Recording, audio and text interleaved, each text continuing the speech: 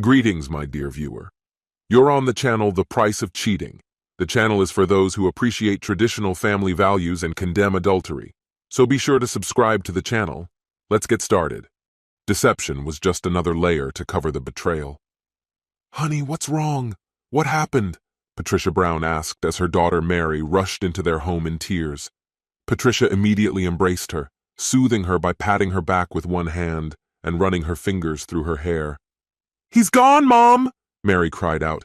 "Daniel's gone!" Her voice cracked as she pulled away from her mother, handing over an envelope to her father, Michael, with trembling hands. Patricia held her daughter close again, trying to calm her down. Michael took the envelope but paused before opening it. "Mary, where's William?" he asked, concerned. "He's at Daniel's place," Mary managed between sobs. "I shouldn't have driven like this with him." Her body trembled as she spoke. Earlier that day, Daniel had taken their youngest, James, to Michael and Patricia's house, asking them to watch over him because he had an errand with William. But within a couple of hours, Mary had called her parents, nearly hysterical, after receiving divorce papers at work. Now she sat on their couch, tears streaming down her face, with her mother holding her tightly. Michael, seated in a chair nearby, opened the envelope and began reading the legal document inside. A heavy silence hung in the room as Michael read the petition for divorce. His face darkened as he shook his head. No warning, no conversation. Daniel had blindsided Mary with legal papers, serving them to her at work in an act that left her shocked and humiliated. As he continued to read, his brow furrowed deeper. "Mary, he's filing for divorce on the grounds of adultery." "What? No!" Mary exclaimed, her voice filled with a mix of outrage and pain. "He's convinced himself I was cheating with someone at work, but I never did. I would never cheat on Daniel. I love him." Her words came out in broken sobs, her desperation palpable. Michael clenched his jaw, thinking angrily, "I'll destroy him for this. Making up lies to paint Mary as the villain. He's probably the one who's been unfaithful." He continued reading the petition, and his eyebrow raised in disbelief, a telltale sign of his frustration. "What made Daniel think you were unfaithful?" Michael asked, his eyes narrowing.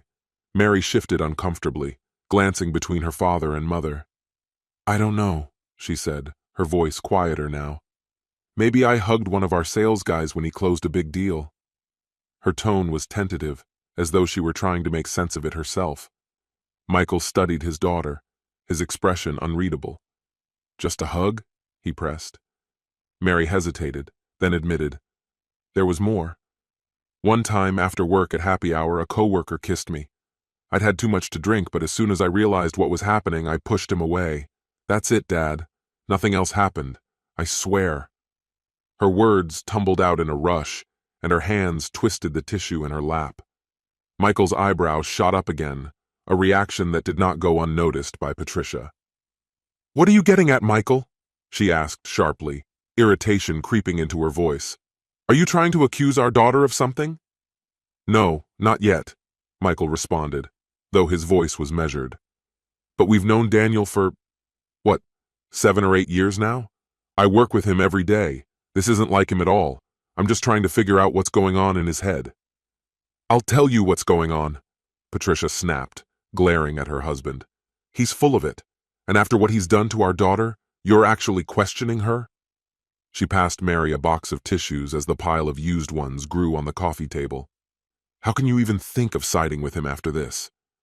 "I'm not taking sides until I've finished reading this," Michael said, his tone flat, though his eyes stayed on the divorce petition. "Mary, who exactly does he think you're having an affair with?" Mary wiped her face, pulling back from her mother's arms. "Oliver Smith," she answered, her voice small. "One of the sales reps at work. But I didn't. I think Daniel saw something and just misunderstood." Michael nodded slowly, absorbing her words. The room fell into a heavy silence, with the weight of accusations, misunderstandings, and emotions filling the air. "What could he have possibly seen?" Mary cried out again, her voice trembling. Michael's face, initially full of empathy and understanding, gradually hardened, his expression becoming cold and unreadable, something his wife, Patricia, often referred to as his stony face. His eyes stayed fixed on the papers he was reading. Daniel was requesting a 50-50 split of custody for their son William, naming himself as the custodial parent. With a stern look, Michael turned to face his daughter, the weight of the situation clear in his expression. But Daniel wasn't asking for anything related to James Oliver Roy. In fact, he wanted his name removed from James's birth certificate entirely and requested that James's last name be changed. This revelation left Patricia and Mary in shock, their disbelief palpable. Mary collapsed into her mother's arms, sobbing uncontrollably. "Mary, Mary!" Michael raised his voice, attempting to cut through the chaos. Her cries ceased for a moment as she looked up at her father, her tear-streaked face showing desperation. Patricia watched her husband, concerned by his lack of warmth toward their daughter. "Daniel claims you cheated on him with Oliver Smith," Michael said firmly. "James's middle name is Oliver because you said you liked it. Now I'm asking you, Mary, did you cheat on Daniel with Oliver Smith?" The accusation hung in the air as Mary let out another wail, burying her face in her mother's embrace. Patricia, fed up with the confrontation, shot Michael a furious glare. "Can you stop this?" she hissed. Michael, unfazed, turned his icy gaze toward his wife. "Did you know?" he asked, his voice devoid of emotion. "What exactly was it that you knew?" Patricia's anger flared, but Michael remained calm, picking up the paper that had shattered their family's illusion. "This is why Daniel isn't fighting for custody of James," he said, holding up the DNA test. "It says here that the probability of Daniel being James's father is less than 0.002%. So, Patricia, how long have you known about this?" Decades of marriage had taught Patricia how to read her husband, and she could sense that their relationship was teetering on the edge of disaster. If she admitted that Mary had confided in her doubts about James's paternity, it could lead to the end of their marriage. But if she lied, and Michael found out, it would be over for sure. Patricia took a deep breath and made her choice. "I didn't know," she said quietly, her voice shaking. "This is the first time I've heard any of this. I think Mary is as shocked as we are." Michael's response was flat, almost emotionless. "I doubt that," he said. "But there's one way to settle this." His eyes darkened. "I want to see both of your phones. Now." Patricia shot up from her seat, her face flushing with anger as she pointed an accusing finger at her husband. "You are not invading our privacy," she spat. "You're not going through our phones." Michael stared at her, his expression unchanged. "People with nothing to hide nothing," he said slowly. "I assume you're hiding something, so let me make this clear. Either you both unlock your phones and hand them over right now, or I'll be filing for divorce tomorrow." Patricia's eyes narrowed into slits of fury. "I've never given you a reason not to trust me. We're not handing over our phones and we're not getting a divorce," she said, her voice laced with venom. Michael looked at her with a mixture of sadness and resolve. "I've caught you in little lies for years," he said quietly. "I let them slide because I thought the fights that would follow weren't worth it. But I'm ashamed of what I've tolerated, and now, seeing this, seeing our daughter try to deceive a man into raising someone else's child, well, that changes everything." His voice grew colder. "It's simple. Phones or divorce. If either of you thinks I'm bluffing, you're welcome to test me." For the first time, both Patricia and Mary glimpsed a side of Michael they had never seen, a man driven by a steely determination that wouldn't bend or break. Patricia, her face twisted with rage, screamed back at him, "It's not going to happen. I'll take you for everything in the divorce. I'll take everything you have, and you'll be lucky if you even have your car to sleep in." Michael stood up abruptly, throwing the papers onto the coffee table. His eyes swept over his wife and daughter before he turned away, shaking his head in disbelief as he walked towards the kitchen. Moments later he returned, this time holding a small plastic Ziploc bag. Gripping it by the corners, he used it as a makeshift glove to gather up the crumpled napkins scattered in front of Mary. With a practiced flick, he reversed the bag back to its original state, sealing the napkins inside with a snap of his fingers along the zipper. Patricia, her voice escalating into a near scream, demanded, "What do you think you're doing?" Her hands trembled with rage, pointing accusingly at the bag in his hand. In nearly 3 decades of marriage, Michael had never faced this fiery side of her. For the first time, he questioned whether he truly knew his wife at all. "I'm going to ask Daniel who he used for that DNA test when he found out James wasn't his son. Then, I'm going to get my own test to find out if Mary is even mine, or if you've been lying to me for almost 30 years. Patricia let out a shriek and lunged at him, her nails clawing viciously at his face. It's impossible to truly understand the sensation of losing your breath until it happens to you. It's a phrase people throw around, but the reality is far more terrifying. When the air is forced out of your lungs, panic takes hold instantly. The absence of oxygen creates a sheer terror, as if you're moments away from death. Those seconds before your lungs refill stretch into what feels like eternity, as your body fights desperately for breath. Despite the decades that had passed, Michael still remembered the karate lessons he took as a teenager. Though over 40 years had gone by, the muscle memory remained. As Patricia's nails raked his skin, Michael struck her solar plexus with an open palm, not hard enough to leave a mark, but with enough force to knock the wind out of her.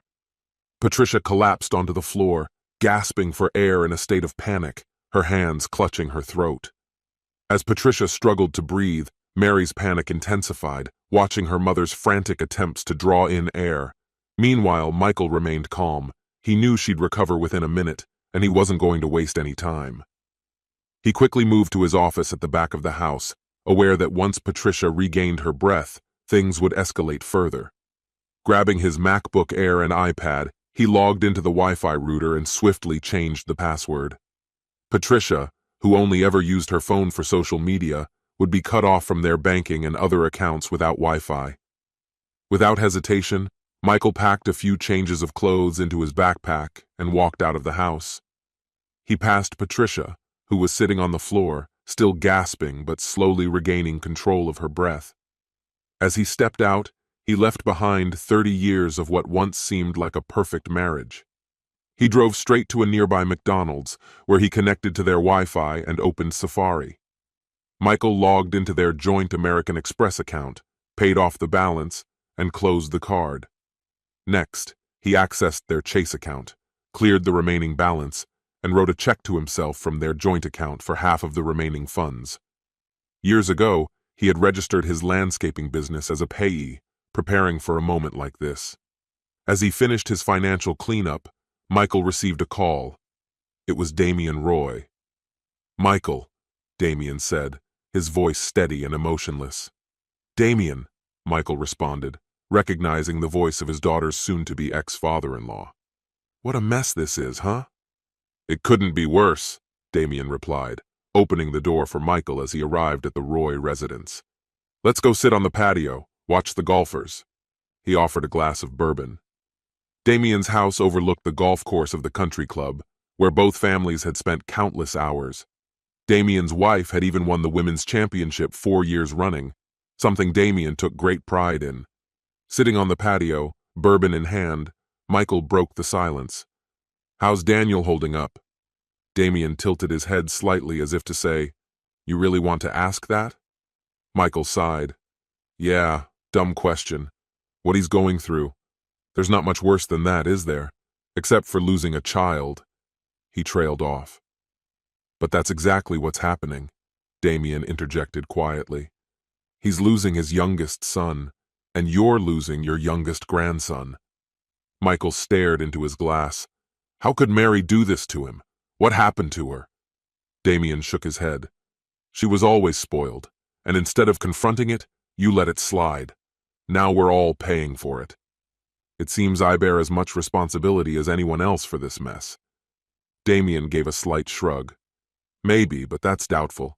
She's an adult, capable of making her own choices and owning up to them." Michael nodded in silent agreement, taking a slow sip of his bourbon. "Where is Daniel hiding? And I assume William's with him?" Michael asked. "They're at the lake house. Daniel doesn't want to face Mary, and William's too young to witness his mother unraveling like this. Thankfully, James is still too young to remember any of it," Damian replied. "James won't remember," Michael said softly. "But Daniel will. He was thrilled to have 2 sons. Now, all of this—" His voice faltered, and tears filled his eyes. Damien exhaled. I get it, man. Honestly, I don't want to see Mary or her mother either. I just found out my so-called loving wife knew all along that there was a possibility Daniel wasn't the boy's father, and she never said a word. Now I'm starting to think Mary's not even my daughter. I've abandoned Patricia, too. Damien shook his head. Good God. Just when I thought things couldn't get worse, you say, hold my beer. Michael raised his glass in acknowledgement, a shared understanding passing between them. Damien continued, and as furious as I am, Sarah's beyond that. She's terrifying right now. Sarah Roy, Damien's wife of 32 years, had always been strong-willed, coming from a ranching family and excelling in sports through high school and college.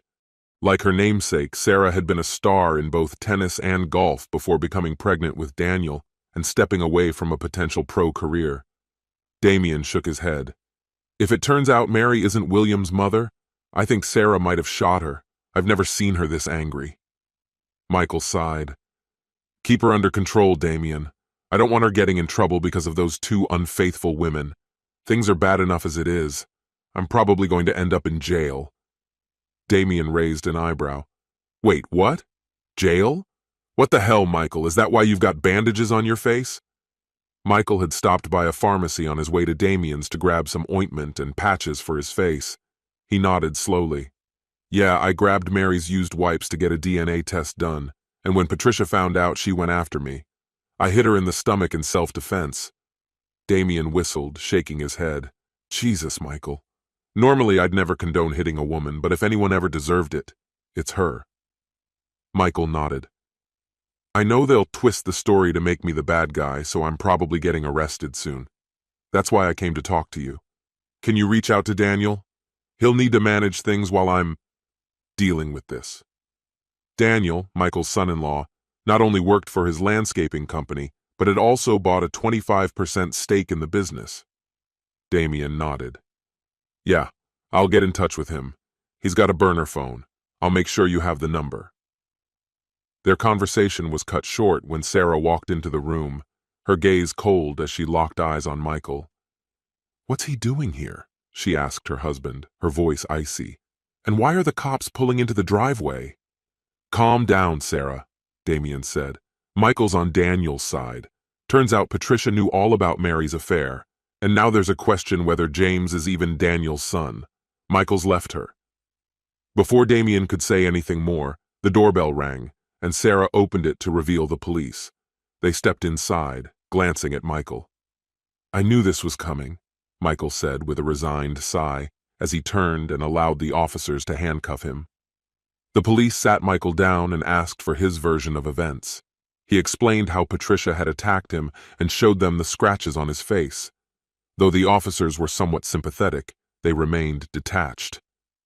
If you had called us when it happened, we might have arrested her instead of you, one of them said. I'll have Daniel get your lawyer involved, Damien said firmly. Sarah embraced Michael as the police finally released him. 6 months later, the bitterness that had engulfed their lives had mostly eased. Mary had initially resisted Daniel's attempts at divorce, insisting on counseling first, and when that was denied, she responded by imposing stringent conditions. A DNA test ultimately confirmed that Mary was indeed Michael's daughter, leaving him with conflicting emotions. Michael had always cared for Mary as his child, but he had long lost respect for her. Their relationship remained distant, and Michael doubted that would change. She also prevented him from seeing his grandson, James. Michael was eventually acquitted of a Class C misdemeanor assault charge against his wife, thanks to a photo from a drugstore that showed clear evidence of fingernail scratches on his face. Michael, meanwhile, was moving forward with his divorce from Patricia, a woman he no longer trusted or respected. Patricia, however, fought the divorce every step of the way, with her lawyers throwing up obstacles. This resistance might have continued indefinitely if not for a terrifying event. Patricia and Mary were attacked in a parking lot after leaving a nightclub together. Although they couldn't identify their assailant, security footage captured a small figure dressed entirely in black and wielding a thin metal rod, brutally assaulting the two women. The footage showed the steel bar bending under the force of the attack. From their hospital beds, Both Patricia and Mary claimed ignorance of their attacker's identity, suggesting that only Mary's husband, Daniel, had any possible motive. However, Daniel, standing 6'3" tall, was quickly ruled out due to the clear disparity in height. Despite an open investigation, the case grew cold, with no solid leads. Although the women sustained serious injuries, including broken bones and lost teeth, they were fortunate not to suffer permanent damage. They both stopped frequenting nightclubs and, growing increasingly paranoid, retreated into their homes where they began to bicker constantly. With no more resistance, the divorce process moved forward. Custody of William, Daniel, and Mary's son was decided as a 50-50th split, with Daniel being named the primary custodial parent. No child or spousal support was granted to either party. In addition, Daniel's name was removed from James's birth certificate, and DNA tests revealed that Oliver Smith was James's biological father. As a result, Oliver was ordered to pay child support to Mary. Following the revelation of his infidelity, Oliver's wife filed for divorce, citing adultery. He was ordered to pay not only child support for their 3 children, but also spousal support, as Oliver had insisted his wife be a full-time homemaker. These financial burdens plunged Oliver into poverty, a situation from which he was unlikely to recover. Daniel, however, managed to navigate the chaos of his unfaithful marriage with the steadfast support of his parents.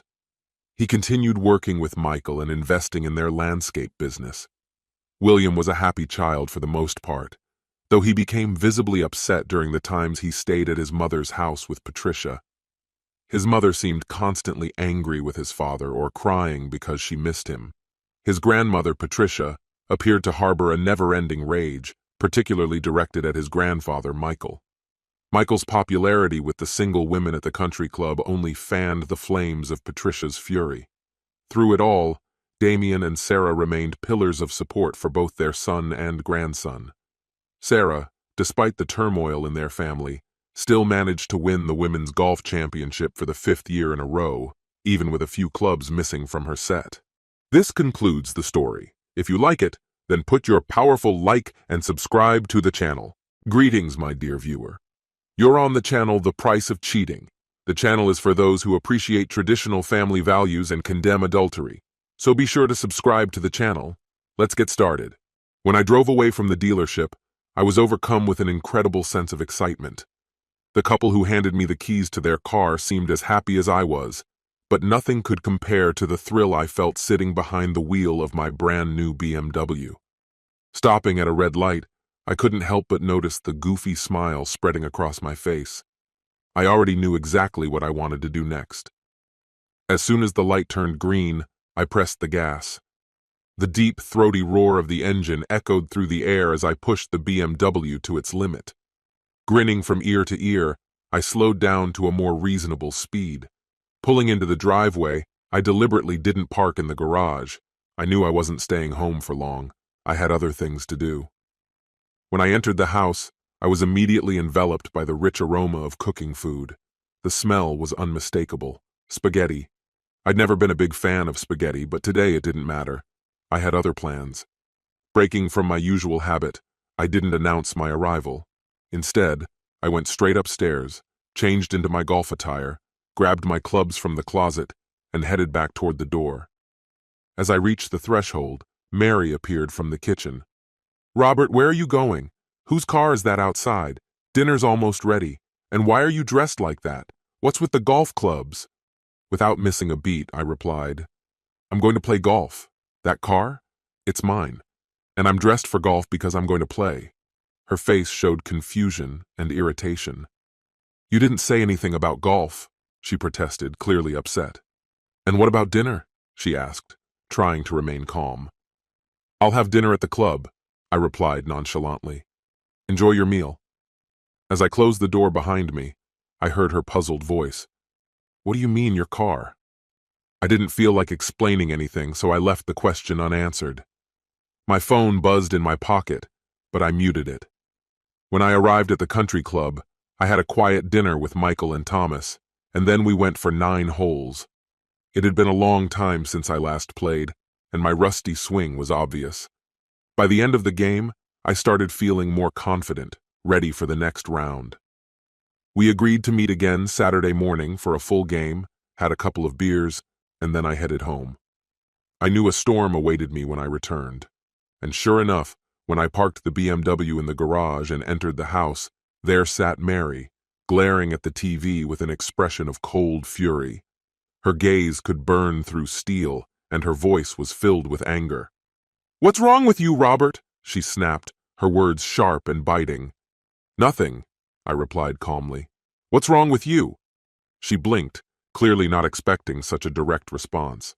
Usually I avoid conflict. I've always been easygoing, avoiding unnecessary arguments. Take the kitchen appliances, for example.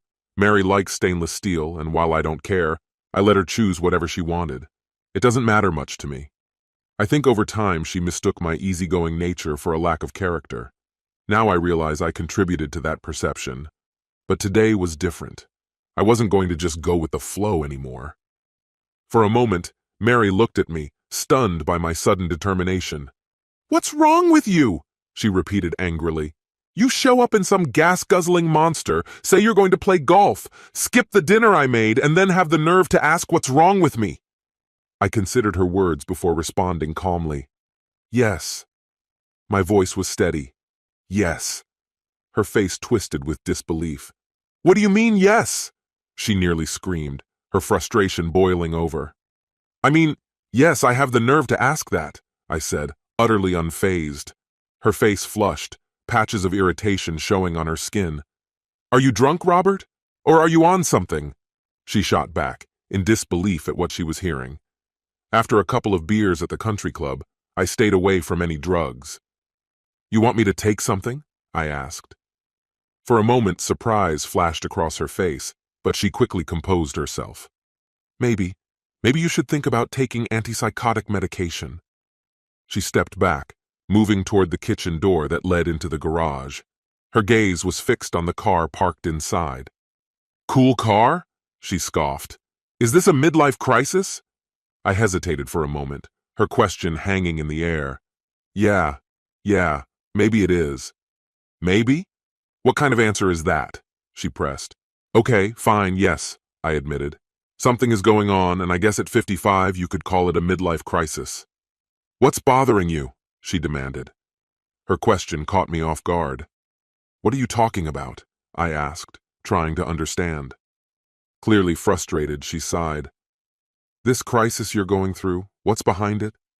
"It's personal," I replied, hoping to end the conversation. She looked at me with disbelief. "You're having a crisis, and you're not going to tell me?" "No," I said, keeping my tone even. "Stop being an idiot," she snapped. "What do you mean, no? You're hiding something from me." Throwing her hands up in frustration, she groaned. "I'm tired of the games. What is this ridiculous car doing in our garage, and where is our old car?" "I traded it for the BMW," I explained, a little calmer than the situation warranted. "I never liked the old car." "Well, I liked our old car," she countered. "Did you think about how ridiculous you'll look driving this thing to work? All the other executives are driving hybrids." "They'll be jealous," I shrugged. She didn't buy it. "We agreed on the old car." "No," I corrected her. "You agreed. I just went along with it because it made you happy." Her tone grew sharp. "So you don't care about my happiness anymore? Tomorrow you're going to return the BMW and get back our old car." "No," I said firmly. She blinked, stunned. "What do you mean, no?" "It means I'm not returning it, and I'm not getting the old car back," I calmly replied. For a moment, she just stared at me, her expression shifting from shock to something more painful. "A few days ago, I might have been upset," she said softly. "What happened to you, Robert?" "I go by Rob now," I informed her. "From now on, it's Rob." Her jaw dropped, and for the first time she was speechless. The silence was strangely pleasant as I headed upstairs to take a shower and get ready for bed. When I returned to the bedroom, the pillow and blanket were neatly folded at the foot of the bed. "You're sleeping in the guest room tonight," she said coldly. "You're acting like a child, and I won't share the bed with you." I paused for a moment, considering her words. Then, without saying anything, I pulled back the blanket and made myself comfortable. Her eyes widened in surprise. "What are you doing?" "Going to sleep," I replied, not bothering to elaborate. "I told you you're not sleeping here," she reminded me, her voice rising. "Yes," I said, "I heard you. But you don't get to decide where I sleep. This is my side of the bed. The bed is split evenly. I have my side and you have yours. I don't invade your space, and it would be fair if you didn't cross into mine." With a mischievous grin, she deliberately rolled over onto my side of the bed. In response, I swiftly pulled the blanket from her and, without hesitation, laid down on top of her, completely covering her. She wriggled beneath me, pushing and squirming, but it was useless. I outweighed her by nearly 100 pounds, my 200 to her 100.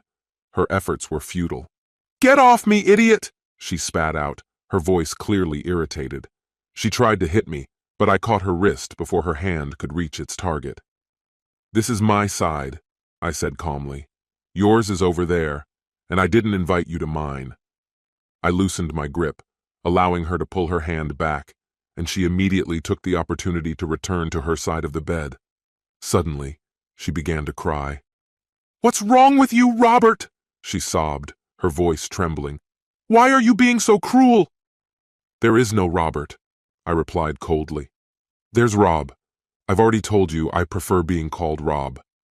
"I thought you liked being called Robert," she mumbled, clearly confused. "That's what you like to call me," I corrected her, unwavering. "I never liked it. I just put up with it for your sake. But I'm done pretending. Why should I try to make you happy when you don't even respect me?" Her tears continued to flow, quiet sobs escaping her lips. "What happened to you?" she asked in a shaky voice. "Just yesterday you were the perfect husband, and now it's like I mean nothing to you." "This didn't change overnight," I answered. "It's been 3 days, not one." She stared at me, her eyes wide, like a baby bird waiting for its mother. "I have nothing left for you," I said in an even tone. "Worms?" she asked, her face twisted in confusion, as if I had gone mad. "What's wrong with you? Are you sick?" I paused for a moment, thinking about my answer. "The first part is complicated," I began. "But yes, I am sick." She studied my face closely. "What kind of sickness?" "I have a heart problem," I replied. Her face filled with concern. "You mean a physical heart problem? Blocked arteries? An arrhythmia? How is that connected to your behavior?" "It's not that kind of heart problem," I clarified. "It's more of a transformation, like a transplant." "Are you going to explain what that means?" she demanded, irritation creeping back into her voice.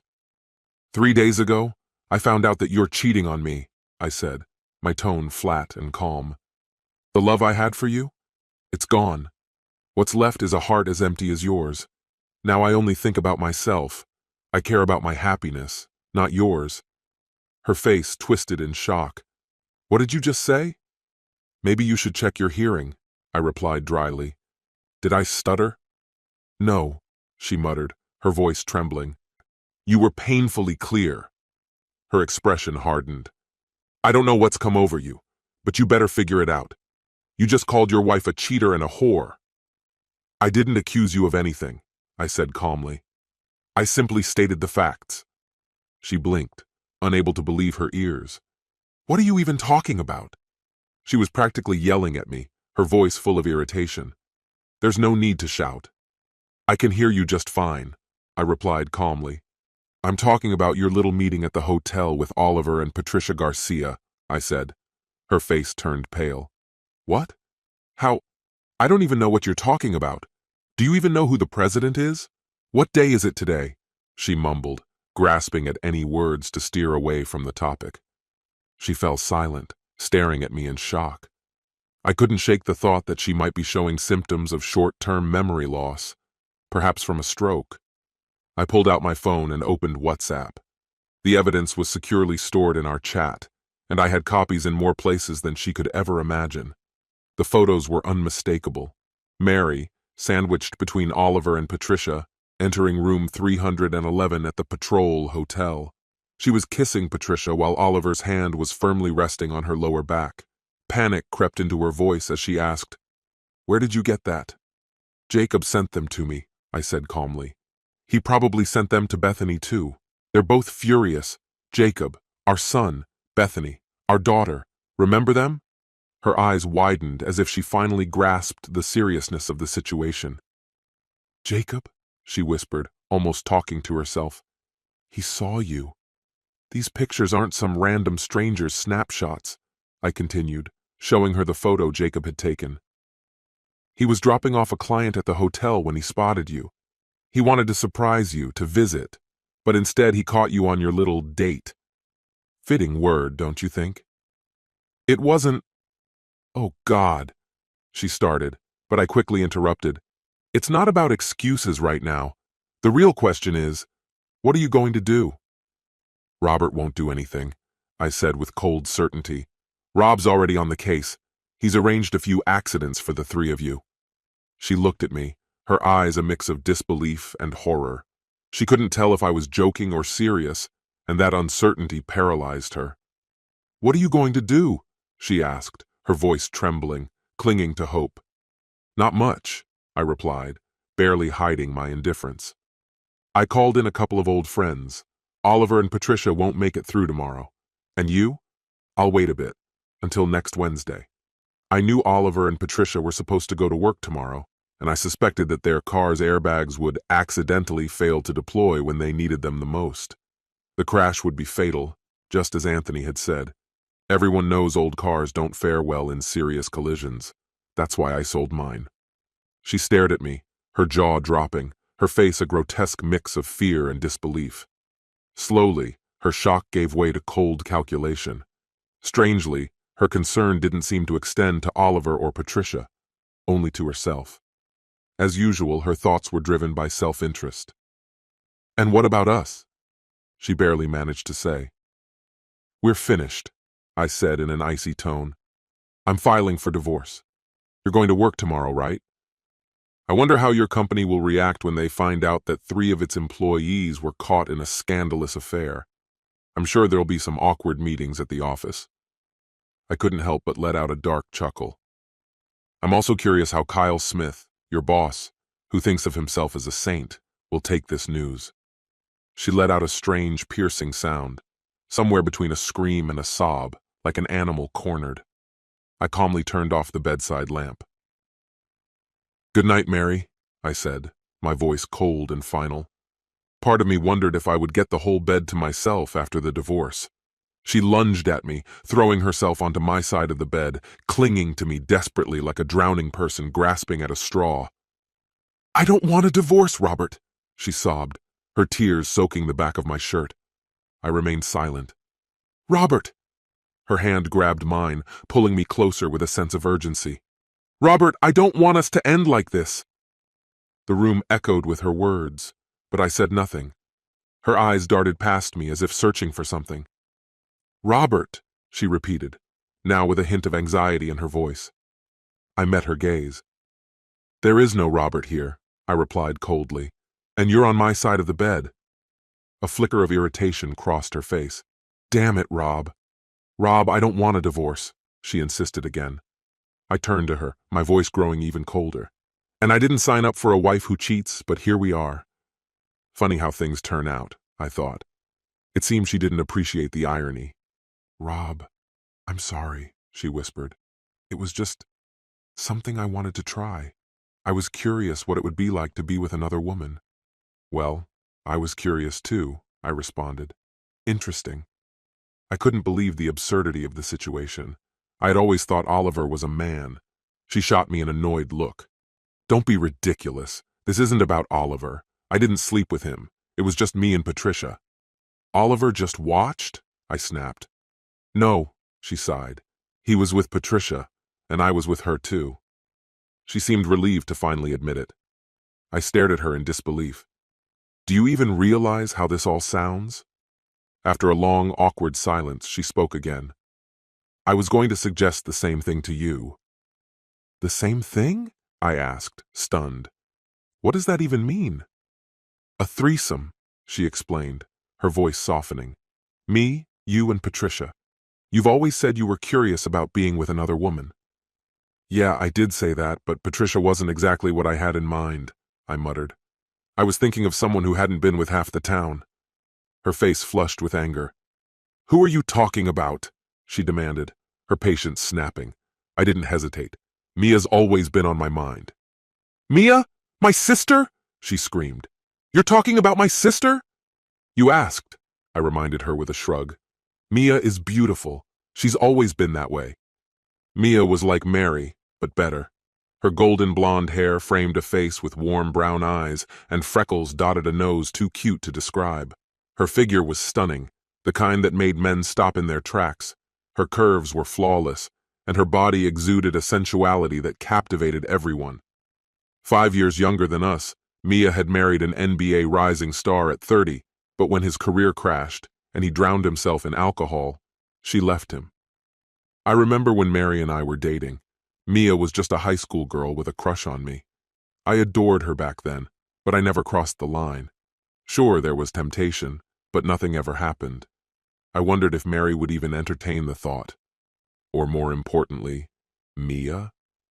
It was a wild idea, but given the situation, anything seemed possible. Mary was leaving me anyway. Maybe this was my way of pushing her even further away. Her mind seemed to be processing everything. I'm not going to have a threesome with my sister, she finally said, her voice trembling with disbelief. I shrugged again and rolled over, ready for sleep. The divorce moved surprisingly smoothly. Mary resisted, but divorces rarely drag on these days. Everyone knows how it goes. You can't avoid the mess. But for me, life went on. How do you let go of someone you once loved? You throw them away like garbage, even after 35 years of marriage. Sometimes they resist, but the outcome doesn't change. I never followed through with my wild idea about Mia, but I found peace. Now the touch of the woman next to me, her body curled up against mine, is enough to drown out any lingering thoughts of threesomes. This concludes the story. If you like it, then put your powerful like and subscribe to the channel.